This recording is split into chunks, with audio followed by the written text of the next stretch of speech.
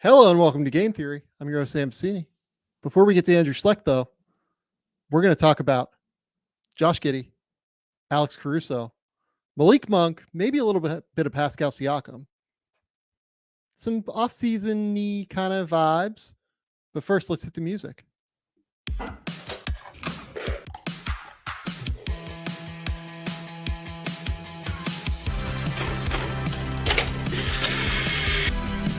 They do have a timeout. Decide not to use it.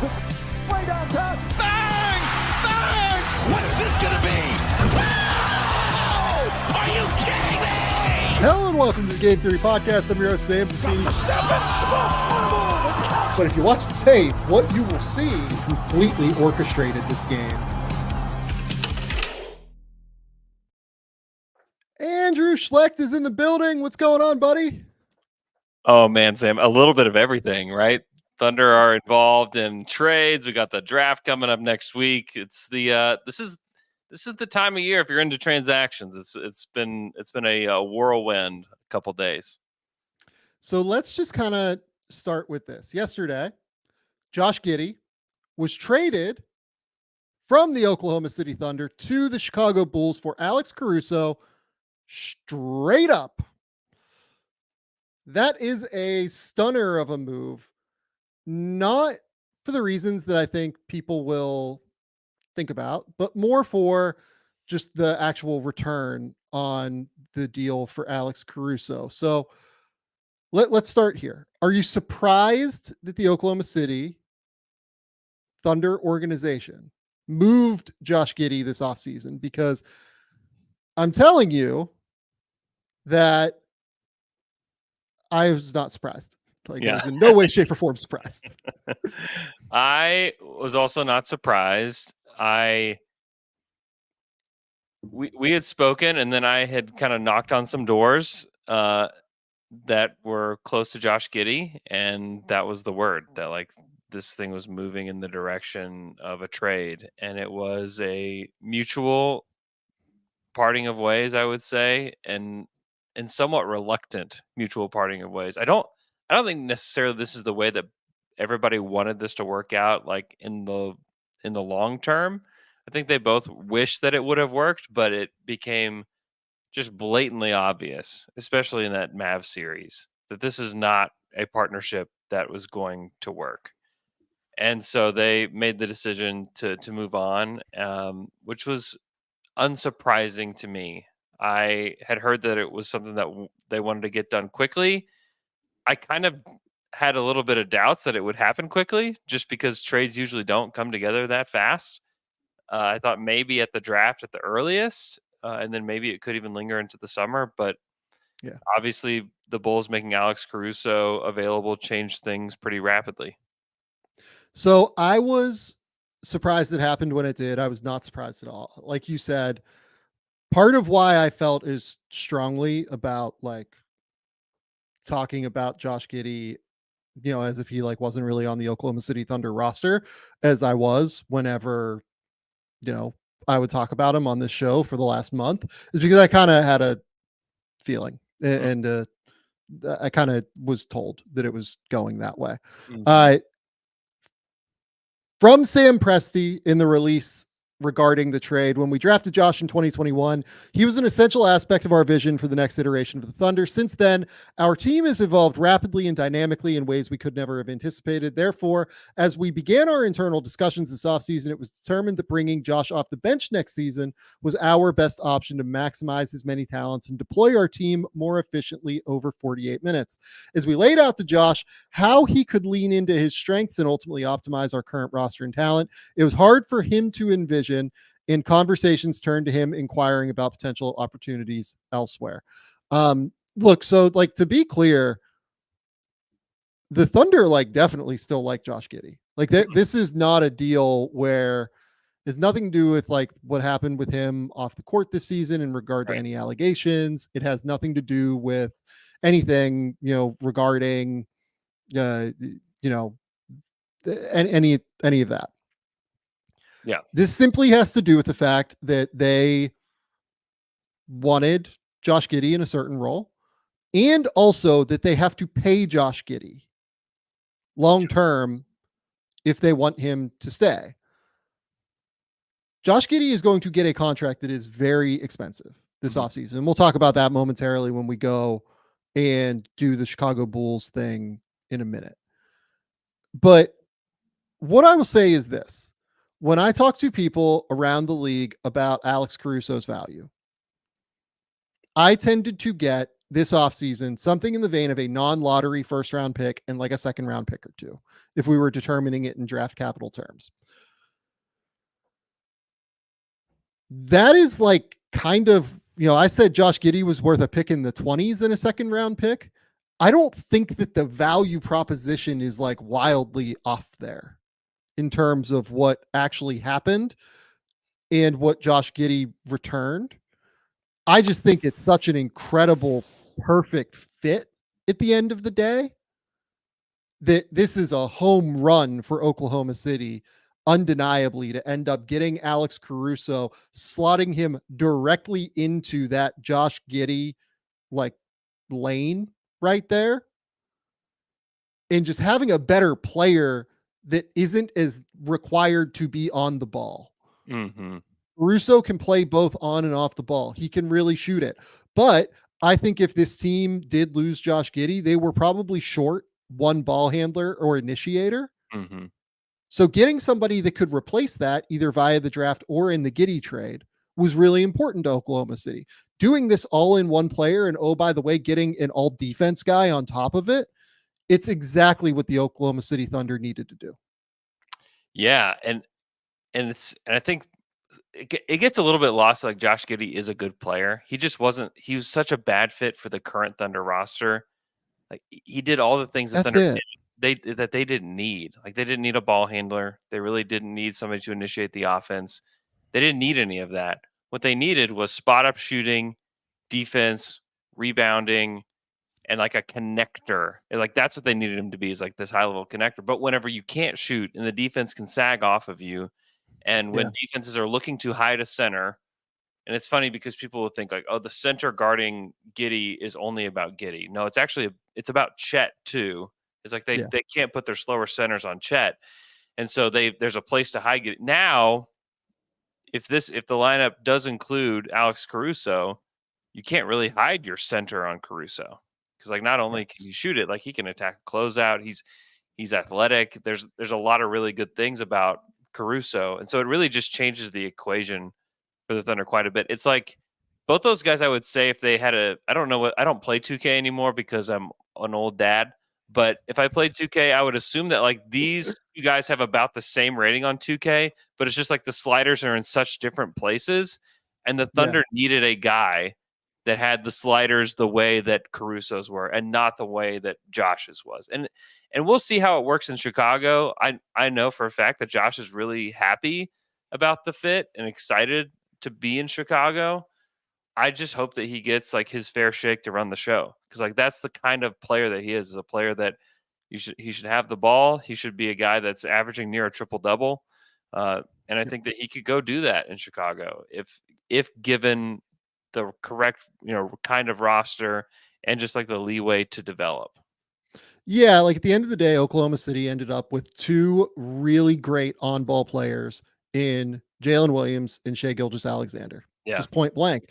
And those two needed the ball more than anybody else, but they also needed somebody who could play off the ball. Josh is worse than those two players, and that's just undeniable. Yeah. But he is not capable of playing off the ball because of the shooting at this point. And the shooting has gotten better. Like he deserves credit for having improved there. But if you're Josh Giddey and you are entering a contract extension summer, there's no way Oklahoma City could extend him.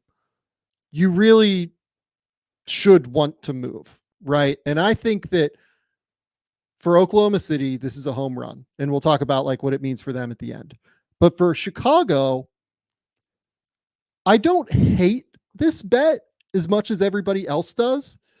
I think that the real issue with Caruso is the sunk cost of not accepting what was on the board. Like I know that multiple teams offered multiple first round picks for him. I know, like I've talked to the teams.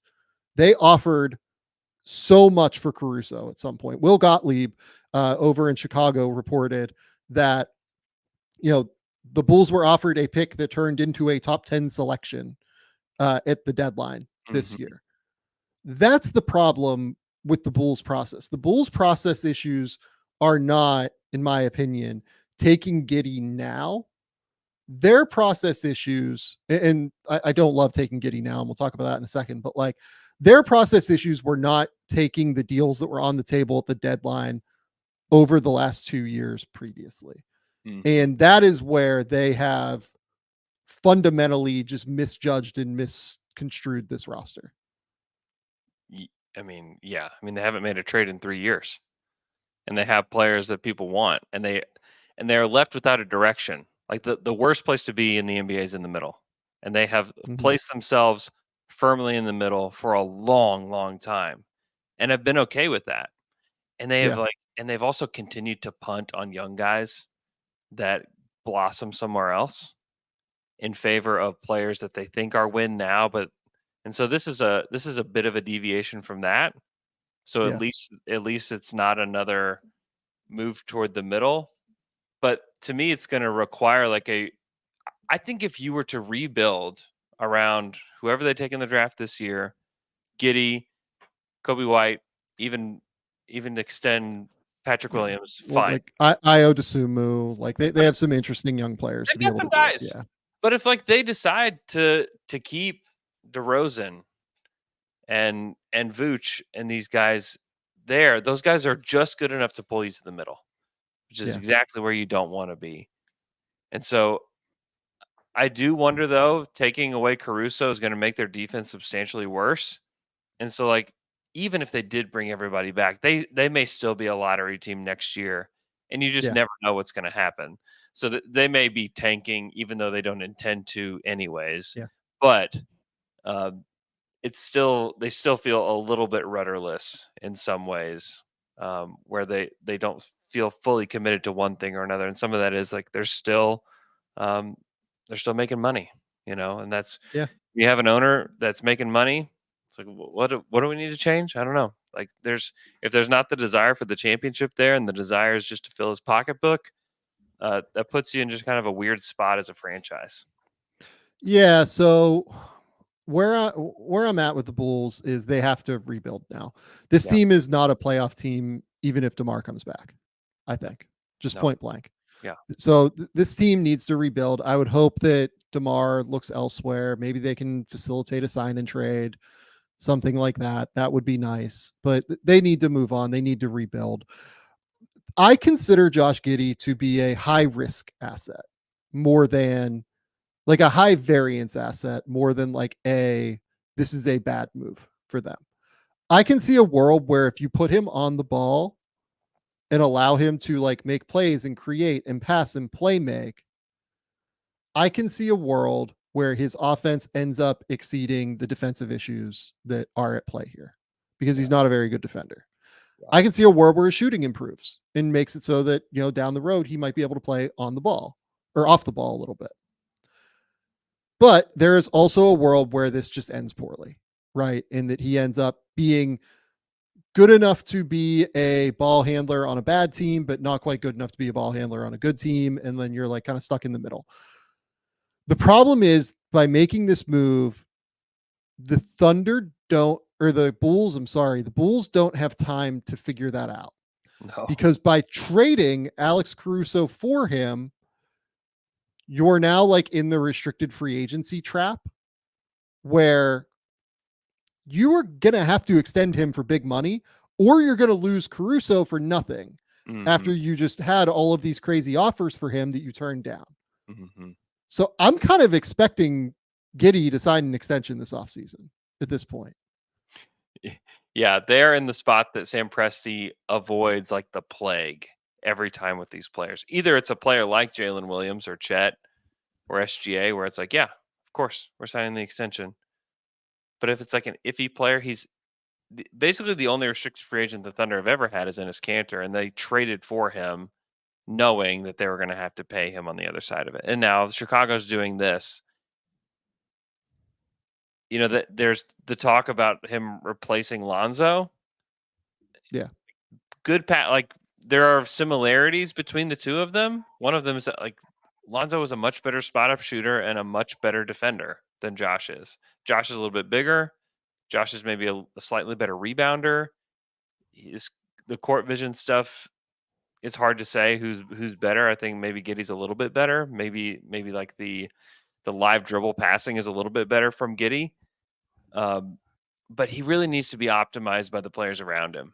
Like you need to have shooting, you need to have the floor spaced, because he can get downhill, but if it's a crowd, he's not going to finish. He's really struggled to finish. He shoots a ton of floaters. He loves to shoot floaters. He doesn't always get all the way to the rim. He has struggled to get to the free throw line. That was something that I talked to him about at the beginning of last season. And the thing that he felt like he improved the most at was getting to the free throw line. Well, he didn't really do that this year either. And some of that was he wasn't on ball enough to really be able to, get a rhythm with any of that. But I do think he's an extremely talented player that needs developed. And this is why I kind of wish that he ended up in a place like Utah, which I think there's like a system there that he could have like really thrived in, and he would have had a little bit more developmental time there. Whereas with Chicago, it just feels like they're always in win now mode. And so I worry about that for him specifically. Yeah, I do too. But look, he's going to be very rich doing it, because he's going to make so much money doing it. Seriously. Yeah. They're going to have to give him an extension worth like $25 million a year. Yeah. And that's like guys that do what he has done so far through his career. Yeah. That have averaged like 14, 7, and 6 or whatever through 3 years at 21 years old. They don't ask for 12 million, 14 million, 18 million a year. No, they ask for 25 to 30 a year at the end of the day. He's leaving the Thunder because he is not a role player, because he does not see himself as a role player. He did not want to come off the bench. He did not want to play a bit role for the team.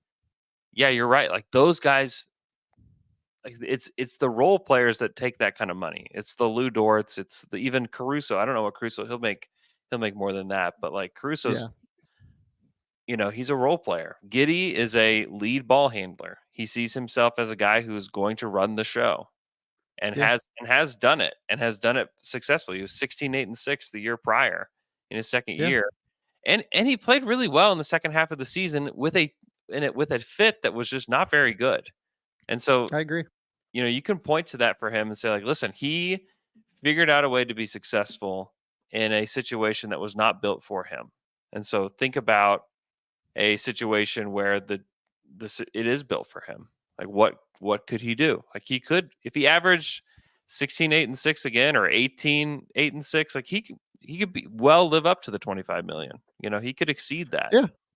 Yeah, no, like it's, man, I think there is a world where he ends up being fine on that number. It's just an incredibly risky number. Yeah. Like it's an incredibly risky number to do. Like there's a chance that, well, here's what I would say. I know that at that number, he would have negative trade value to start that deal. Yeah. But it's possible that by the, midpoint of it, it looks fine. Right. Mm-hmm. He's 21 years old. He's very young. He's very talented. It could work. He's very big, but like the only role he can play is like the lead, right? He can't play as a secondary, and the level to which you have to be good to be a lead ball handler in the NBA today is so high. Like those guys are so freaking good, especially if you're on a winning team. So it's not a deal I would have made if I was the Bulls, just point blank. I wouldn't want to take the risk and potentially limit my flexibility. But I think it's as good of a fit for Josh Giddey as you're going to find outside of maybe Utah, in maybe Washington, given that Will Dawkins had drafted him, and played a big role in drafting him previously. And Will Dawkins is now the general manager of the Washington Wizards. But man, I mean, it's if he's going to figure it out, I think he'll figure it out in Washington next to Kobe White. And if Vooch is still there and everything, like this is a good testing ground for him to be able to do it. It's just like, I don't know if he'll ever get there to where he's worth that money either. Yeah. The biggest red flag for me would be if they just re-signed DeRozan, because like DeRozan couldn't be a worse fit with Josh. I'm kind of assuming that they're going to move on. I'm kind of assuming at this point that they're going to move on Levine. They're going to move on DeRozan and kind of go from there. It seems like that's the direction that they want to go. Yeah, I would applaud that, and I think that it also Yeah. takes the pressure off the situation too, where it's like, hey, Yeah. these guys can explore the studio space a little bit, which I think is what they all need. Yeah, I agree. Okay.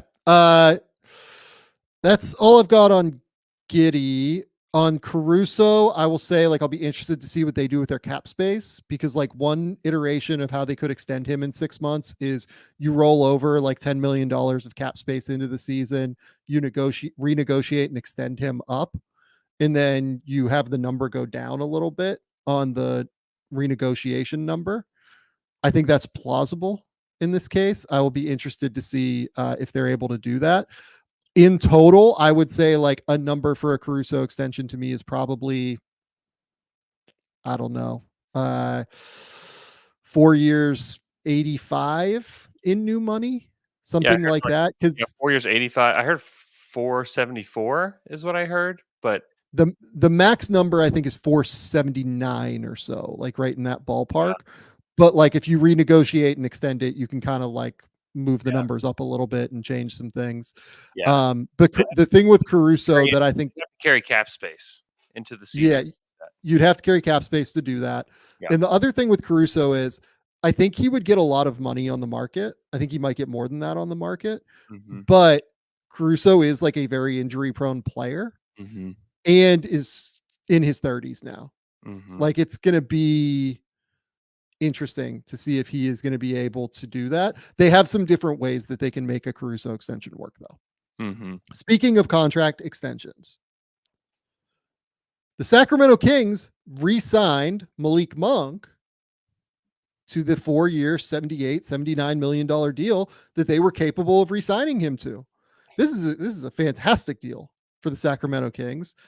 I am kind of staggered that Malik Monk decided to take this deal, because I thought that he would get more on the open market from someone like Detroit or Orlando. When you saw this deal, what was your immediate reaction? Honestly, I'm just happy for Kings fans, because like this franchise has found stability, which they hadn't had for a decade and a half. And I think that does Malik Monk make them like some contender or something? No, but like the thing about the Kings is like they just can we just be a normal team for several years where we just make the playoffs and we're just pretty good? Like, is that okay? Can we just light the beam more than half the time that we play games? Can we be normal good? Yeah, can we just be normal? Because it had been so bad for so long, and like and the thing about Malik is like Malik's only 25. Like he's young. And I think that he turned 26 this year. Sorry. He just finished his year 25 season, turned 26. He still has like a lot of really good years ahead of him, and had a tremendous year for the Kings. Shot the ball well, has become a better facilitator. You know, this is the kind of guy that I think you move forward with. And like he's a vocal leader in that locker room as well. I think like this is wonderful for the Kings. Like this to me it just screams like new era for the Kings, and they still have ways that they can get better via trade over the summer, and I think that they'll probably take advantage of some of that. And so this is like step one though, because there were teams. I mean, Detroit was like a real thing, and they could offer him a lot. Like they could have given him a ton of money, but I think situation for him, you know, he's bounced around the league, you know, since he's gotten into the NBA, and there is something to be said for stability, you know, for NBA players. And when you find a place that feels like home for you, and you're making tens of millions of dollars, I mean, I don't blame him at all for it, and I just feel like happy for the Kings. Yeah, even if Malik Monk doesn't get better, this is a bargain contract. Is kind of my opinion. Like, even if he doesn't showcase any real improvement moving forward, this deal is a home run, because he is worth more than this on the market, in my opinion. So this is kind of similar to like the Kuzma deal last year, where They're Yeah. able to kind of, move him whenever if they want to. It just gives them flexibility. Like the big thing for them, speaking of that word flexibility, is that it just gives them an immense amount more flexibility this offseason now. Mhm. Because if they lost Malik Monk, they needed to find a replacement for Malik Monk, Yeah. either via the draft or via trade. They don't really have a lot of option in free agency because of how over the cap they are. So it would have been difficult to find that replacement. Now, because you have Malik Monk in hand, you can go use the 13th pick on a Tristan Da Silva or a Solon if he falls there, or somebody like that. A wing if you want to. You can take a flyer on Ron Holland. Like you can do something along those lines. The other thing that you can do is you can look to move this pick now for a veteran, like a bigger 6'8", 6'6" to 6'9", like wing forward that mixes well with Keegan Murray, hopefully can play on both ends, can be like a, good 3-and-D or a good like shot creator kind of guy in the secondary level. Really, you probably want to go more 3-and-D, but I think that they just have so many different options now that they can explore. And if they had lost Malik, that optionality would have ceased to exist. Yeah, and replacing 15 points per game off the bench is not easily done, especially Hard. especially efficiently, because like he was efficient from almost everywhere. Like he's a fine 3-point shooter, but almost everywhere else on the floor, like the guy was really efficient for a small guard. And so Yep. like replacing that production is going to be next to impossible, or it's going to be outrageously expensive, where you're having to expend assets, or you're having to spend a lot of money, or you're having to, you know, I mean, maybe you trade future assets to trade up in the draft for a guy that could eventually be as good as Malik Monk. In this draft, it's it's a gamble. Like it's a gamble on a lot of these guys that No you think question. be that good. And so just to have that in hand, and that's the thing is like just keeping your guys and not having to expend assets to do so Yeah. is just like the lifeblood of an NBA team. Like Yep. that's how teams can stay together, they stay alive, they continue to grow. It's when you start to lose those guys for nothing that things just start to really unravel because they're Yep. already pretty expensive. And whenever guys leave for nothing, those salary slots, you can't just say, okay, well, let's just insert somebody in that salary slot. Like, no, that's not how it works. You can't get better. And so I think that this is just, it's a real vote of confidence to the franchise in Sacramento for sure. And I Yeah. hope that they can get more stuff done this summer. I think that Kings fans are great and they deserve to have a really good and fun team in their city, and Malik definitely helps them do that. Yeah. And the last thing I want to say about Malik Monk too, and we'll move on here quickly. He's improved drastically as a passer since Yeah, he's gotten to Sacramento. 15 points is a big piece of it, but he's been like a real secondary playmaker yeah. for them. Like he's averaging 5 assists per game for them now. If De'Aaron Fox is out, like you can give him the ball and feel like, okay, this isn't a disaster. We have somebody who can like really make plays for us. It's a huge thing for them to maintain Malik Monk and be able to move forward with him. It's also just fine to have like it's hard to find athletes like him. He's a real athlete, like a serious, real playmaker.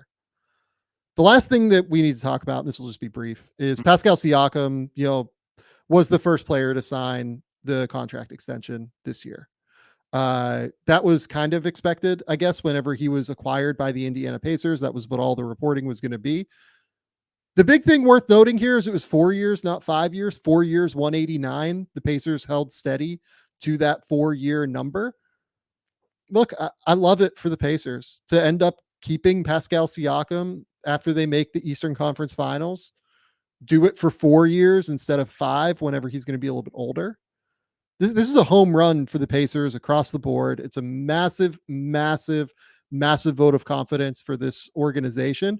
And again, now they have all the flexibility in the world to go out and try and get a third star if they would like to do so, or they can just build this thing organically over the next couple of years because all of their guys are locked in now for a couple of years.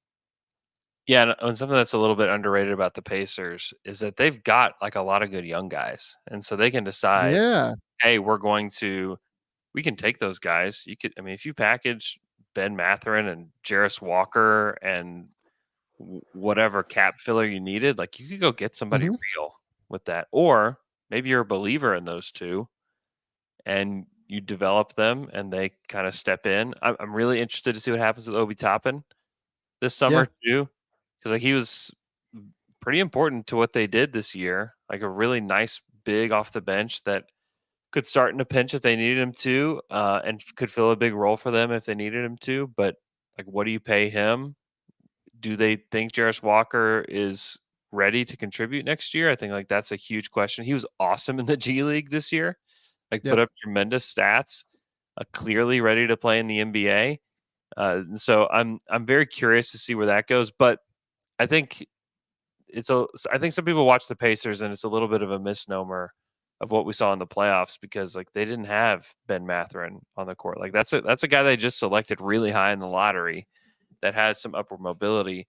And so you had him, you have Jarris Walker, like those two, like that could be like some of the foundation of the Pacers moving forward. So I love the Siakam deal for them. He was awesome for them down You're the stretch so of the good.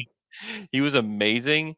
And I like the way this team fits. And again, there's no shame in just being a good NBA team. But this, I think, especially in the Eastern Conference, like they've got some upward mobility that's a little bit sneaky. And so I'm really Yep. interested to see how they use their young guys moving forward and perhaps to go get somebody else because they truly could.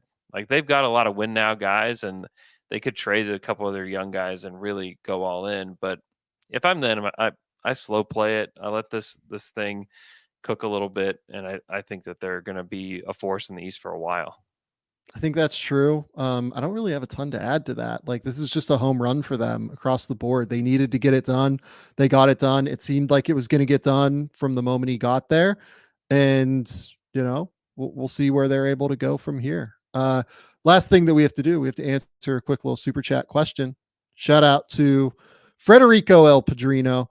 Do either of you gentlemen see a sign and trade with the Hornets Clippers where it's Paul George for Miles Bridges? Hornets drafting Devin Carter at 6 because Castle projected to Spurs. So this can't work because the Clippers can't take a sign and trade back for Paul George because they will be over the second apron at that point. So there's just no way to go about it. The Devin Carter thing for the Hornets is I just haven't gotten his name for the Hornets. The names I've gotten are more Reed Shepherd, Stephon Castle, and Dalton Connect. We'll see what they do on draft night. Obviously, they could end up trying to move up. That's obviously been rumored, and I've kind of been told that they're kind of looking at a few different things. But that's kind of where we're at this point. Is we'll see what the Hornets are able to do here, and I would expect it'll be one of those 3 players, unless they end up sliding down, or if Dalton Connect somehow goes 5 and Castle 4 and Reed 3, like in some crazy, iteration. I would anticipate though that it's probably one of those 3 guys for the Hornets at the end of the day. Andrew, I got you out of here in 34 minutes. I feel That's pretty amazing. good. That's This is just great. a short one. Tell the people where they can find your work. Tell the people what's going on. Go listen to Down to Dunk if you're into the Thunder. Go listen to the Athletic NBA show. Over this weekend, I'm doing a draft bonanza podcast on Down to Dunk, where I'm having a bunch of different people come on, including Sam Vecenie, to talk about who the Thunder should take in the draft. What's going on there. It's going to be a really, really fun show. So I suggest that everybody check out the bonanza. I've got Tate Frazier and Jake Heilman and Kristen Peak and a bunch of people, Tyler Metcalf, Nathan Grubel, Kyle Boone. Those are the people that are on it. So it's very fun. Go check it out. It's like 2 hours of draft content for you if you're into that. So yeah, appreciate it, Sam. You just reminded me that I have to get Kyle Mann on this show again at some point very soon. I just have to do it. Yeah, Just he's great. the best human. Go to The Athletic, because good news, folks, the draft guide is out. Yes. The draft guide is here. It is out. You're able to read all 130 pages, things like 130 pages, 130,000 words of content. There's crazy breakdowns, biographies, everything you need that you will get from a prospect perspective. It will be in that. I have a fun podcast coming tomorrow morning as well. On my end, it'll be tomorrow evening, time, your time in the United States if you live there. I will kind of let that sit, and we'll get it up whenever we get the feed up. It's going to be nice. Then on Sunday, so this is the first of 3 straight days of podcasting. Yeah. Bryce and I will be podcasting. I don't know what we will be doing yet. It could be a predictive mock. It could be something that we wait and kind of hold off on. So we will see, but I can guarantee you that on Wednesday we are going live for the draft. Does it feel weird to you that the draft is Wednesday? Yes. Yeah, it feels uncomfortable. I need it to be Thursday, but here we are. The draft is supposed to be on a Thursday. I don't like it on a Wednesday. That's very weird. But keep it locked here. Go to The Athletic. Keep me employed over there. Subscribe. Do everything you can to support the draft guide. It's a really, really fun endeavor that I hate writing every year, and then I feel great after it comes out. So go support that thing. But that's it. Until next time, we'll talk soon.